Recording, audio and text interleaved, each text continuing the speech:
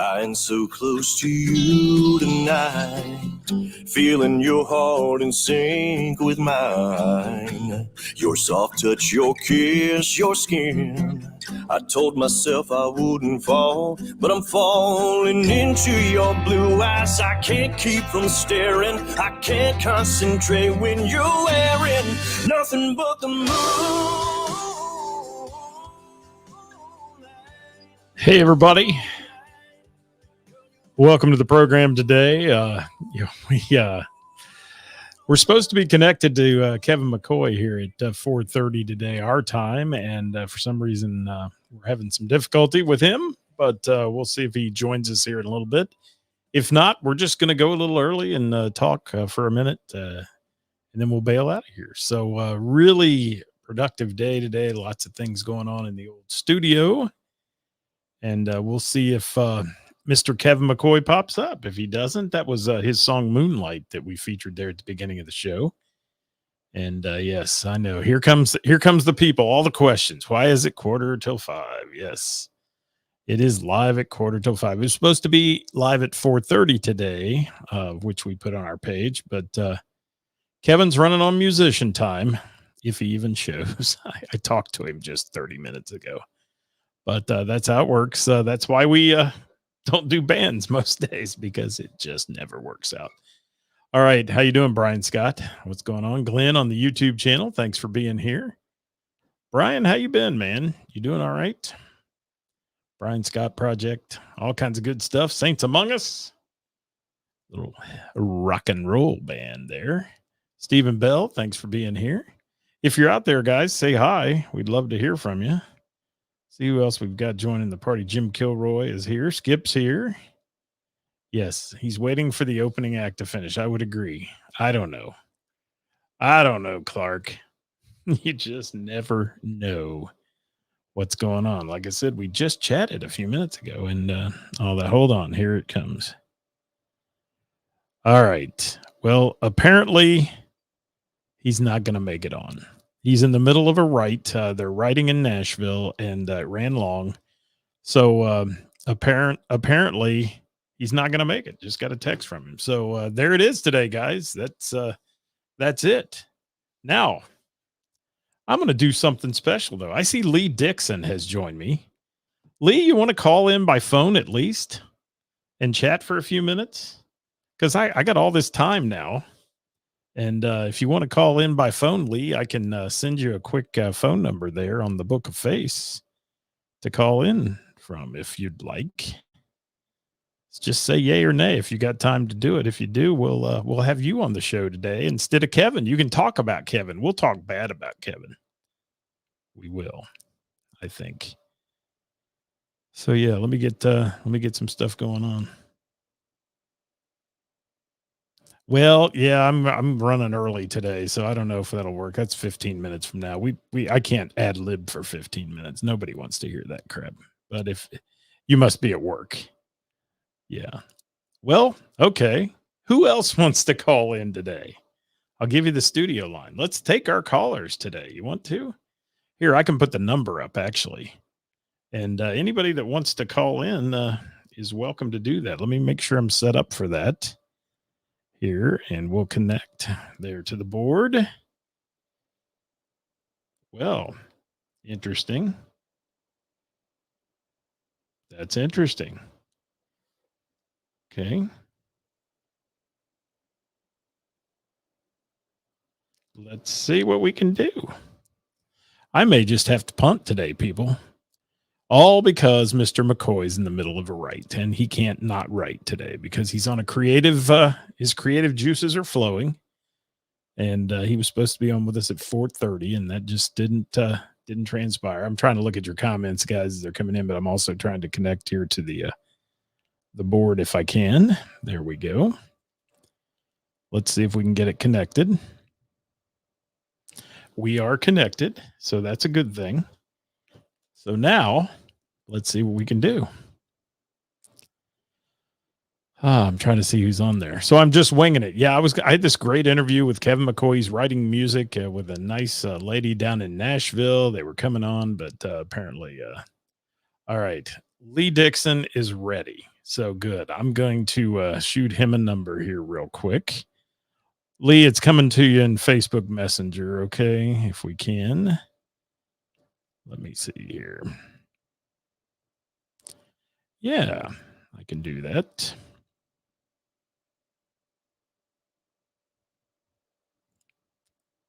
Here we go. I know you guys are having fun watching me do all this. This is just so entertaining. All right, Lee, it just came to you. If you want to call me, we'll chat for a minute. We'll talk about Kevin and all that fun stuff. Yes. Wow, that's a ring. That is a ring. Stand by here. Wow, let's take that one. Lee Dixon, can you hear me? Hold on, I got to get you in the board here. Stand by. There we go. Now I got you in the board.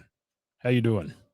I'm good. How are you? I'm good. Good to have you with me. And we might as well punt since Kevin. Yeah, you got to call an audible. Yeah, I mean, the place kicker there, the guy holding the ball dropped it or something. I don't know. Well, I'm typically his right hand guy, so in proper KMB fashion, I am there. See, that's what I like about you. And I talked about you guys on Monday, and you and Eric were on here, but where was Kevin on Monday? Anybody know? I don't know. I mean, and where is Kevin ever? I mean, where it's tough to pin him down anyway. Yeah, well, we even talked today. We talked. I was on my way back from Hamilton. I said, "Here, let's set it up 4:30. That'll get you blah blah blah blah blah." That's what. Yeah, happens. I would imagine when you're dealing with those people down there, it's kind of like your time is probably the least of everybody else's worry. You know what I mean? Like when you're in that type of situation. Right. And, I mean, I know he's in the middle of writing, and if you get on a roll and you're writing a song and he doesn't get a lot of time with some of those folks, and the gal he's writing with has a huge resume of some huge artists. So, I get it. I get it. And they're always running behind. I know they're always running behind. Right. So it's kind of, you have to deal with that to a degree also. Yes. Courtney Johar says anything to do with Kevin McCoy is a story she has to hear. So, I'm sure you've got some stories, but Lee, how long have you been playing music with Kevin? So I have been, I think 9 years. Wow. I think it's been 9 years, almost 10 now. February is either 9 or 10. Do the math. I think it was 2012. I think they're going to build a bronze statue somewhere to you for putting up with him that long. It's tough. It's tough. But I tell you the thing is that, we're like brothers, and we don't always see eye to eye and everything. But the thing is that every time I sit next to him and hear him sing, I still get chills, and that's the thing with him. He's a performer, great singer, one of, if not the best singers I've ever had a chance to play with. And then he's a great writer as well. Lyrically, he's got some really good, smart lyrics and things like that. So it's a pleasure for sure. Well, yeah. And in all seriousness, we joke a lot, especially when we all get together. There's a lot of joking that takes place, but I will say that the chemistry that you and Kevin share on stage is one of a kind, and the ability to play off each other like you do in either a comedy setting or a serious setting is just something that keeps drawing people back. I think that's why people come to see you play. Yeah, I love that. I like hearing that a lot. It's nice because we don't have to play as many songs. Exactly. Exactly. No, it's I'm a talker, as you can tell, and he's a talker, and we get going, and we have a lot of fun. It's like it's a blast to do that. It's really the best of both worlds, and you can have fun with somebody you're jamming with, Right. And you've done an interesting. We were talking the other night. You've done kind of an interesting 180 with your daytime life. It has, where you were selling instruments and working in a music store and doing all kinds of things from their videos. And it was almost like I saw Lee Dixon in my eyes saying, he can't ever escape the music business. And it looks to me like you've kind of escaped in the daytime, and you can do it at night. Probably, what I feel about it, a little more pleasurable. It's not always. You're absolutely right. I don't know if I had mentioned that or if you're just that insightful with that, because I was getting a lot of people were messaging me, and a lot of good friends of mine were messaging me about gear and things like that. And 99% of the time that was great. But if something didn't work out good for them, you were hearing about it as well. And it just made it kind of weird. It was music all the time. It got to the point where I was really enjoying some of the aspects of my job there at Third Rock, and playing guitar wasn't one of them. And that really was upsetting. Yeah. And then COVID happened, and things got crazy. And honestly, they didn't know what the future of the store was. None of the retail, especially niche, small, independently owned and operated companies, had no idea if they were ever going to get back to work, what capacity it was going to be, what they could afford to pay, how many different hats as an employer were you going to have to wear. And, the NAMM shows got canceled and all that stuff happened. And we were all kind of like, what do we do? And I ended up getting a job, working for Cincy Rents, which is actually, it's going to sound funny, but it's allowed me to be even more artistic and to dive into some more of the photography stuff I've been kind of interested in, doing the videography and photos for apartments. And then it's funny how that works. Then it stems into other things. People call me and say, hey, we do my band photos, or we do some, I have other photographers that will sometimes say, take pictures of me because I don't ever get to, and things like that. So that's been kind of cool. Well, yeah, I just popped up who we're on the phone with, guys. If you're just joining the program today, we originally had Kevin McCoy on, and he got tied up down doing some writing in Nashville. So we went to the, I didn't even want to say the bench. That's not even a good term, but we. You can say Plan B. I'll take it. we punted, and the receiver was Lee Dixon, and it's a pleasure to have you on. We talked the other night about you being on more often because you have such great insight. I asked if I could because I've watched this kind of. I remember how many years ago was it that I first got to meet you? Do you remember that? Oh my gosh, it's been a while. It's been a minute. I know it was at JD Legends. I believe was the first time, and we sit down in this little table in this loud place. It was their little bar off to the left there, and I remember I was like, man, this guy's a very nice guy, but he's going to do this on the fly. And we've seen a lot of people, as I'm sure you have. You see a lot of musicians come and go. We see a lot of people trying to do radio shows, and I know I'll say podcast, but I know it's not a podcast. But I mean, it's interesting to see when you first meet somebody what capacity and how they're going to be doing this. And man, I was just blown away, and it like keeps getting better and better and bigger, and you're a celebrity, and I'm never one to shy away from a celebrity. Hardly, but we joke. Oh, Eric Sears has joined us too, by the way. Just so you know, he's here. He's so Eric. I got to tell you what. I have loved, especially. So the bass player before Eric was Brad Bellamy, and I love him like a brother, one of my favorite people in the world. And then we got Eric Sears recently joined the band. And I said something to Kevin yesterday. I don't think that if I can toot my own horn, if people won't give me too much flack, I think we sound better now than we ever have. I think that Eric coming into the fold of things is really, harmony-wise, especially taking us to the next level. And then every day it's like, oh, I didn't know you played that instrument as well, Eric. He just bought a steel guitar and the upright bass and the banjo and the fiddle, and it's like, man, it's kind of I don't like him anymore really because of it. It's too much. Yeah, he's too good. He is so good, and I agree with you on the harmony part. Adding him has been incredible, and you and Kevin complement each other's voices so well. But to add him in there just as that third part is really made a big difference. And when I see you with the full band with the drums and the whole bit, it's a quality act, and that's a quality item. Yeah. That's the thing is sometimes when you interject, we were very happy and having a great time before, but sometimes when you bring in new blood to a situation, it kind of relights fire as well, especially for us guys back home as musicians.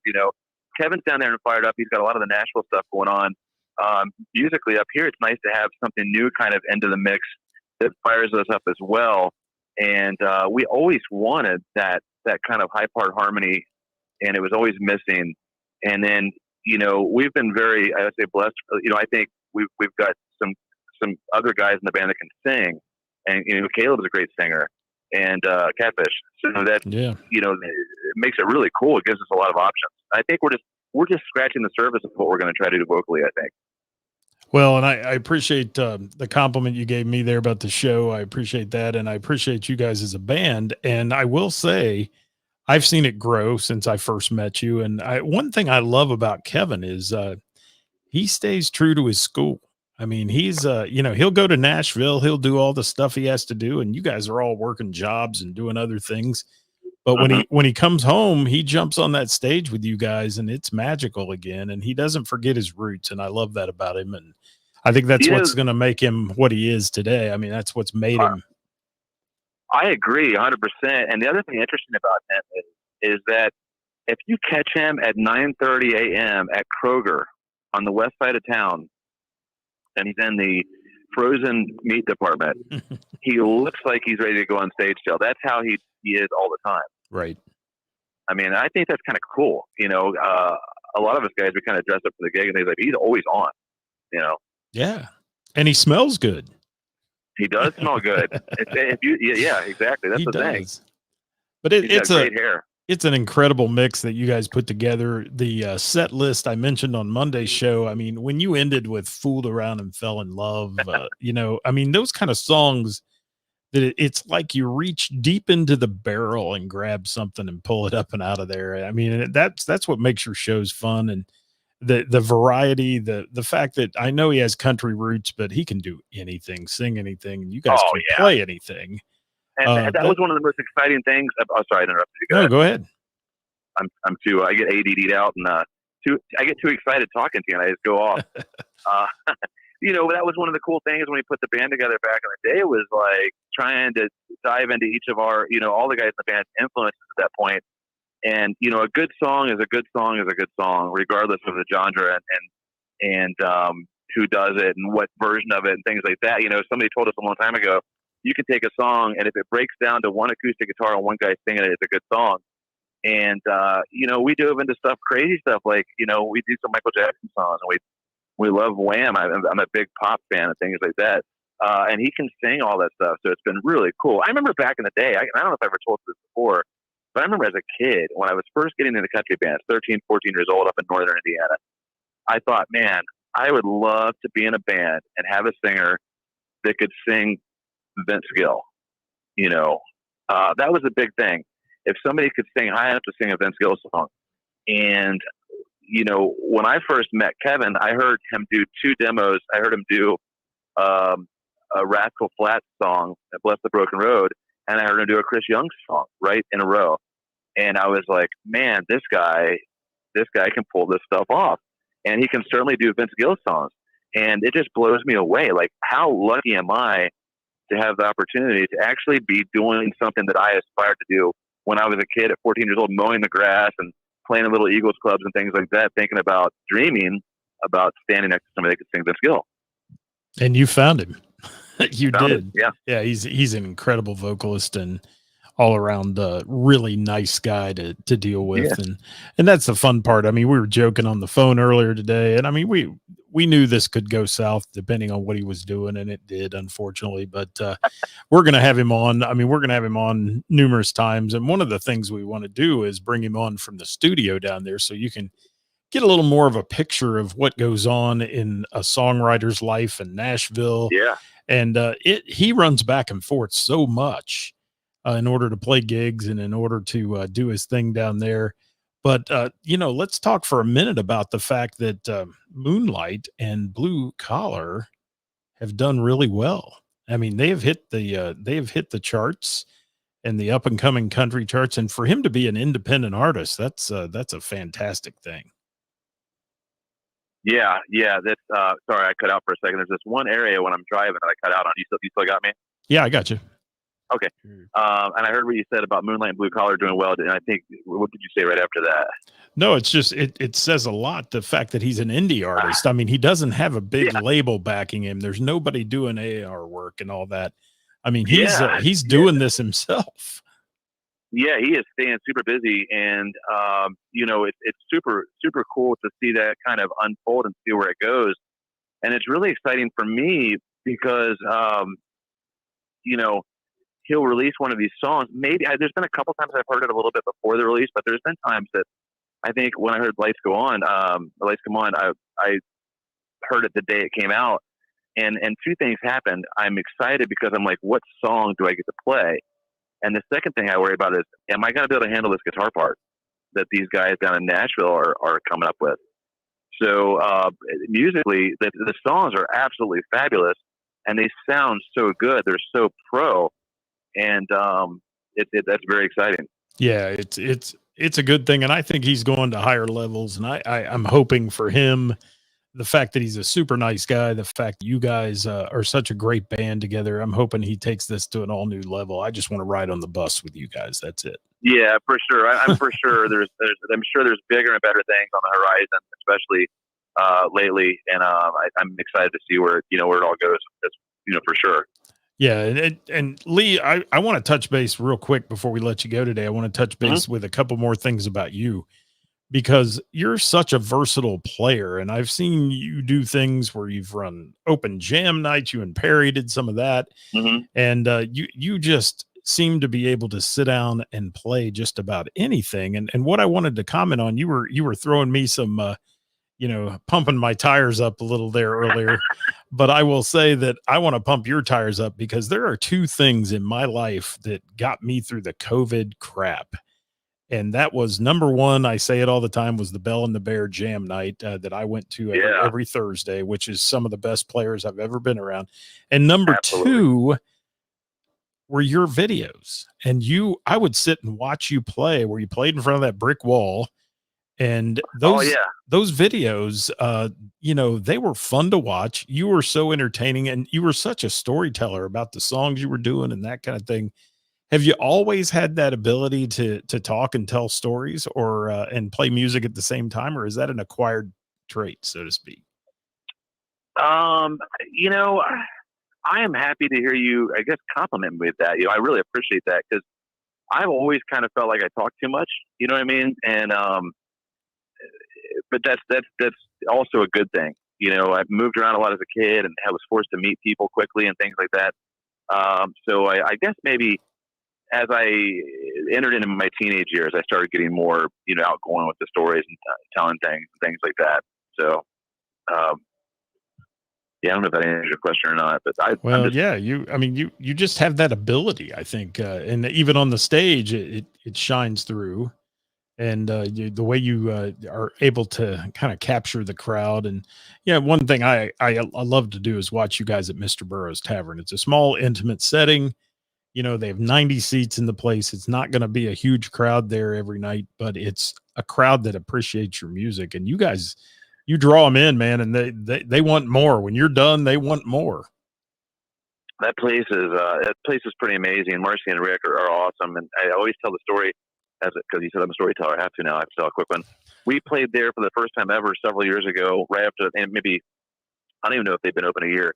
It was around Halloween time, and everybody was dressed up. And and this is going to sound funny, but the thing that was so cool, other than them being super nice and it being a really, cool environment, was that the servers were, the bartenders that were passing out Halloween cookies. And I thought, man, a little bit of festivity goes a long way. And I think if more venues did things like that, they would be better off.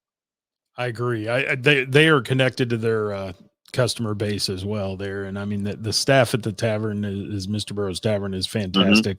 I get to work with them once a week as I do their trivia night there on Tuesday. And I can tell you that they really take pride in making sure the customer is happy when they leave. And that brings people back, Absolutely. And again, Scott, what you're doing is, it's priceless. What you're doing for the music community, what you're doing for the venues, the DJs, the people that are out there trying to make it in the entertainment business.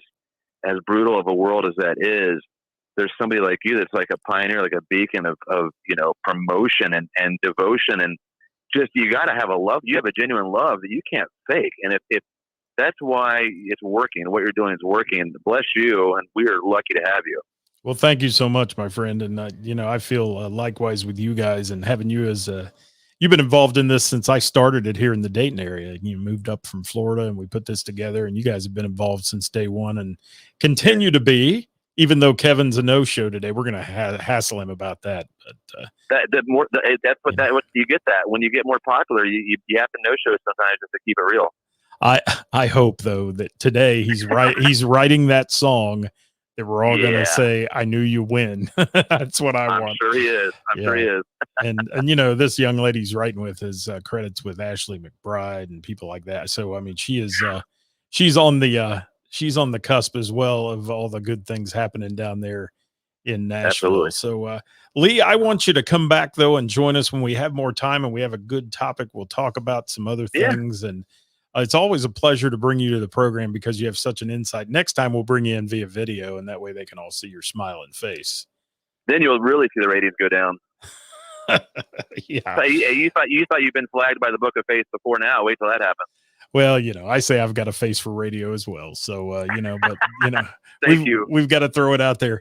And I do want to give a quick shout out. Stay with me here, though, Lee. I've got to give a shout out today. I spent 2 hours down at Pullman Lanes in Hamilton. Our friend Hollywood down there, and he has an afternoon matinee that goes on Wednesdays. And let me tell you, if you guys are into old school country, and I'm not going to get too deep into it because I'm going to talk, but the Standard Country Time Band, I mean, they're back playing the old Merle Haggard's, George Jones stuff. There's a steel guitar. These guys, one of the guitar players is in the Rockabilly Hall of Fame, and he is 84 years old, I believe, or 88 years old. These guys play, and the crowd that comes every week, the whole room was up dancing, and most of them, the average age is 80 plus. And when is this? This is every Wednesday from 1 to 3. Now they're going to take a couple weeks off for the holidays, but I will tell you, it may be one of the highlights of my year. I saw this today, and I felt so good.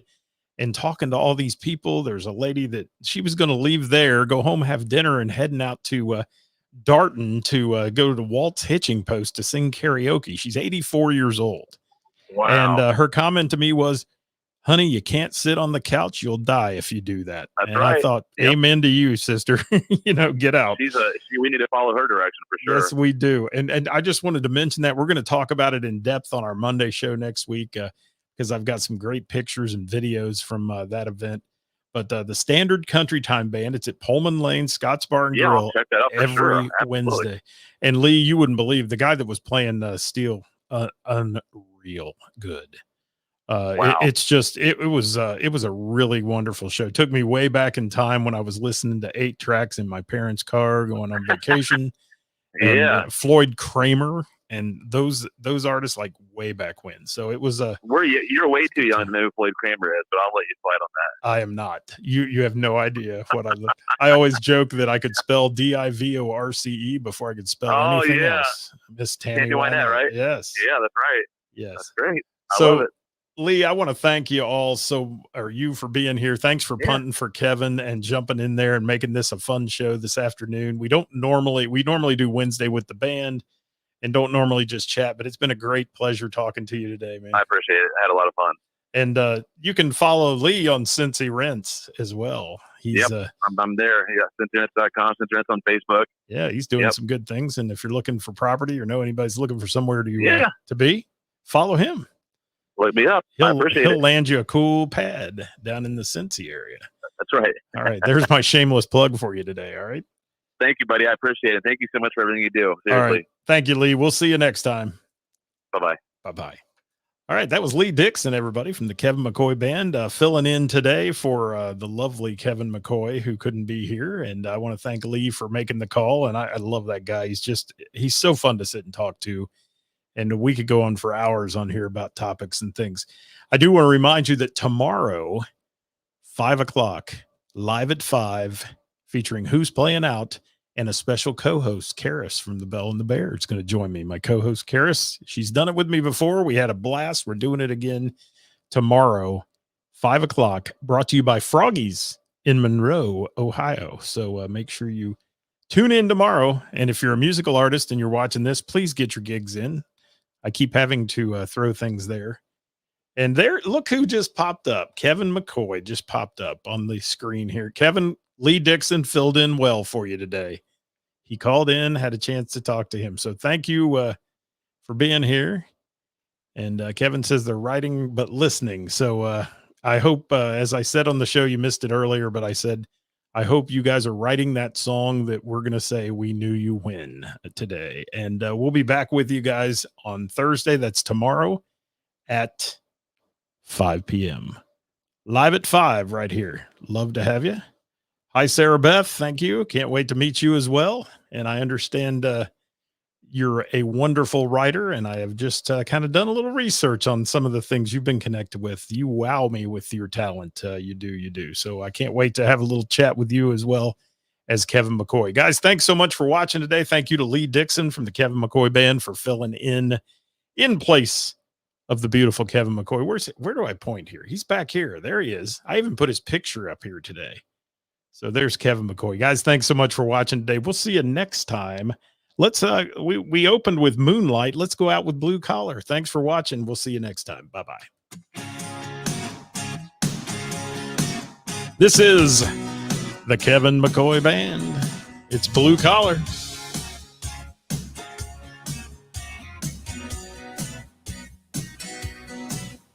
Got a long neck, got a paycheck, burning a hole in my pocket. Well, it's a Friday, I got my baby.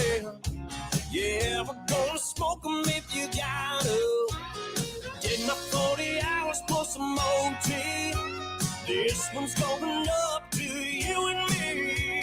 Yeah. Here's to the blue collar, the back collar, stretching that dollar working class. The toughest nails, the roughest hell, work hard, play hard, and kicking ass. Ain't looking for no trouble, just getting right. Raising up, bottoms up, y'all. Here's to the red, white, and blue collar.